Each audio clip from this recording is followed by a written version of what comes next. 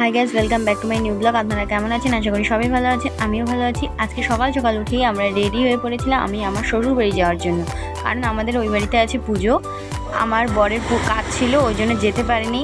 এই জন্য আমরা সকাল সকাল উঠে যেদিন পুজো সেদিন যাব, গিয়ে তার পরের দিন রিটার্ন চলে আসব। এগুলো আমাদের ব্যাগপত্র। এবার আমিও রেডি হয়ে গেছিলাম, আমাদের গাড়ি চলে এসেছে, এটাতে করে আমরা সবাই যাব। ওটা আমার দেওয়ার দেখছিল, কারণ ওকে পপিটাকে রেখে যেতে হবে, কারণ পপিকে নিয়ে যাওয়ার মতো আমাদের এখন সময় নেই। ওকে নিয়ে গেলে ও একাই থাকবে না, কিন্তু আমাদের বাড়িতে পুজোতে ওকে একাই থাকতে হবে। এরপর গাড়ি ছেড়ে দিল, আমরা যাচ্ছি। আমরা যাব অনেক দূর, তাও 5-6 ঘন্টার রাস্তা হবে। সকাল 7টাতে বেরিয়েছি, না হলেও পৌঁছাতে 1টা বাজবে, কারণ আমরা অনেক জায়গায় দাঁড়াবো, রেস্ট নেব, আর বুনুকে খাওয়া দাওয়া করাতে হবে। আমরা সবাই খাওয়া দাওয়া করবো, কিন্তু বাড়ি থেকে নিয়ে গেছিলাম যেগুলো খাবো, রুটি এগুলো বাড়ি থেকে নিয়েছিলাম, কারণ কোনো দোকানে আমরা থামবো না। এরপর আমরা একটু থেমেছিলাম, থামার পরে আবার গাড়িতে চলে গেলাম যাওয়ার জন্য, কারণ যত লেট করবো তো আমাদেরই লেট হবে। বর বলছিল হাই, বুনু বলছিল হাই। এরপর আমি দেখাচ্ছিলাম ভিউগুলো, খুব সুন্দর লাগছিল আমাকে। এমনি তো আমি এই রাস্তা দিয়ে যাতায়াত করি, তাহলে ভাবলাম আপনাদের সাথে একটা ব্লগ শেয়ারই করা যাক। এই সামনে আমার মা বসেছিল, পেছনে আমি, আমার বর আর আমার বুনু। দেখুন এখান থেকে পাহাড়ি এলাকা শুরু হয়ে গেল, খালি পাহাড় আর পাহাড়। এই জায়গায় আসলে আমাদের মনটা খুব ভালো লাগে, কারণ এখানে পাহাড় সব জায়গায়।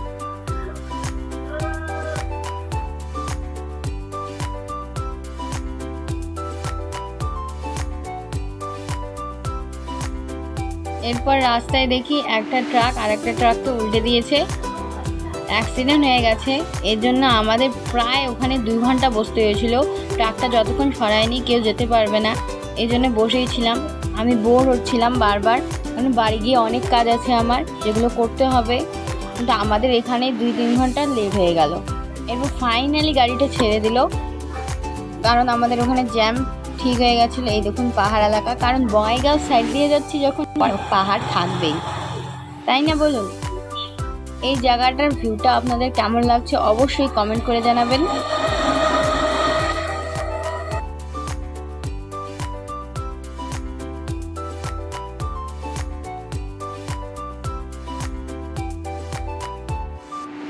এখান থেকে আর বেশিক্ষণ লাগবে না, হাইয়েস্ট 1 ঘন্টা লাগবে।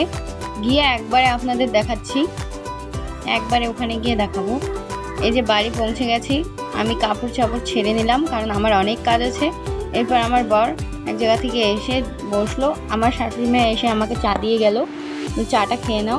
এরপর মাকে বললাম তুমি ঠাকুরের মালাটা গেঁথে দাও, কারণ অনেক লম্বা গাঁথতে হবে, অনেক বড় ঠাকুর আমাদের। আমি বললাম তুমি গেঁথে নাও, আমি অন্য কাজ করছি। এবার বুনু বসেছিল, কারণ মালাটা তো অনেক বড় হবে, সুতোটা না ধরলে একসাথে জড়িয়ে যাবে। এরপর আমরা সবাই রেডি, আমার থালা রেডি যাওয়ার জন্য। আমাকে কেমন লাগছে আপনারা কমেন্ট করে জানাবেন। আসামে এসেছি মেখলা না পরবো সেটা কি হয়? এরপর আমি, আমার মা সবাই মেখলা পরে নিলাম। এই যে মন্দিরে এসে গেছি, এই যে আমাদের এখানে মায়ের মূর্তি, আর ওই যে লাল ফুলের মালা দেখছেন ওটা মায়ে বানিয়ে দিয়েছে। আমাদের কালী মায়ের মূর্তিটা এতটাই জাগ্রত যে অনেক অনেক দূর থেকে লোক আসে পুজো দেওয়ার জন্য। এই দেখুন কতগুলো মানুষ প্রদীপ জ্বালাচ্ছে মায়ের নামে, কারণ আমাদের এখানে নিয়ম আছে, যেটা বাউন্ডারি দেখছেন তার ভিতরে মায়ের মন্দিরের ভিতরে ঢুকতে দেওয়া হবে না, কিন্তু বাইরে থেকেই মায়ের মন্দিরটা দেখা যাবে। এরপর ওখানে রান্না করা চলছে, আমার শাশুড়িমা প্রদীপগুলো আমাকে রেডি করে দিচ্ছিল, মা ওদিকে মায়ের মূর্তিটা তাকিয়ে তাকিয়ে দেখছিল আর জামাইয়ের সাথে কথা বলছিল। কারণ এখানে আর একটা কথা হলো, জামাই ওখানে বসেছে জোগাড়ি হিসাবে, আমাদের পুরোহিত এসেছে, কিন্তু আমার জামাই ছোটোবেলার থেকে ওখানে পুরোহিতের সাথে কাজ করে, এই জন্য পুরোহিতের সাথেই ওখানে রয়েছে। এই দেখুন ওই যেটা কাজ করছে, দেন কত লোক মন্দিরে। এখন তো সন্ধ্যে 7টা বাজে, এই জন্য লোক অনেকটাই কম আছে, যত রাত্রে হবে তত মানুষ বাড়তে থাকবে। এরপর আমি প্রদীপ নিয়ে রেডি, প্রদীপ জ্বালাবো, কিন্তু এত মানুষের ভিড় ছিল যে আমি ঢুকে প্রদীপ জ্বালাতেই পারছিলাম না।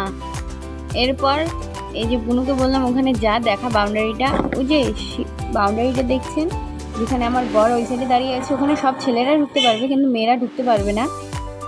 মেয়েরা এই বাউন্ডারি এদিক থেকে সবাই পুজো করবে, সব কিছু করবে। এরপর এগুলোকে বলে ওঝা।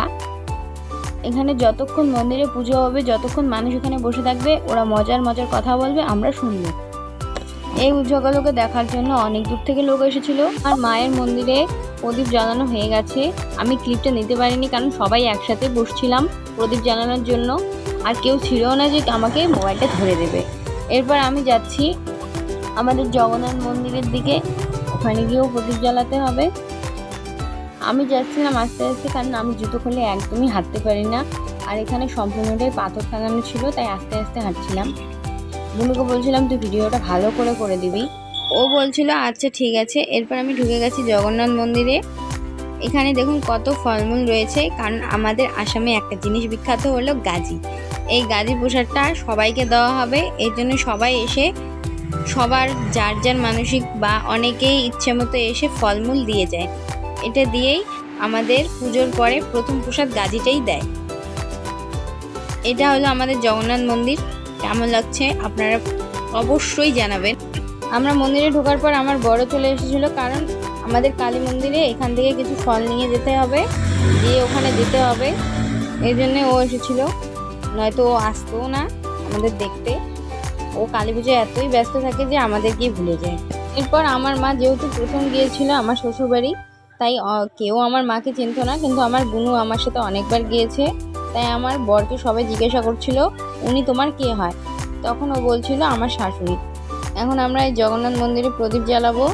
আমি জ্বালাচ্ছিলাম প্রদীপ জ্বালানো এখানেও শেষ হয়ে গেছে। তারপরে আমাদের এখানে একটা পাখি আছে, সবাই এটাকে পার্বতী মেনেই পুজো করে, তাই পার্বতী ঠাকুরকে আমরা প্রদীপ জ্বালাতে যাচ্ছি। এই দেখুন অনেক লোকই এসে প্রদীপ জ্বালিয়ে গিয়েছে।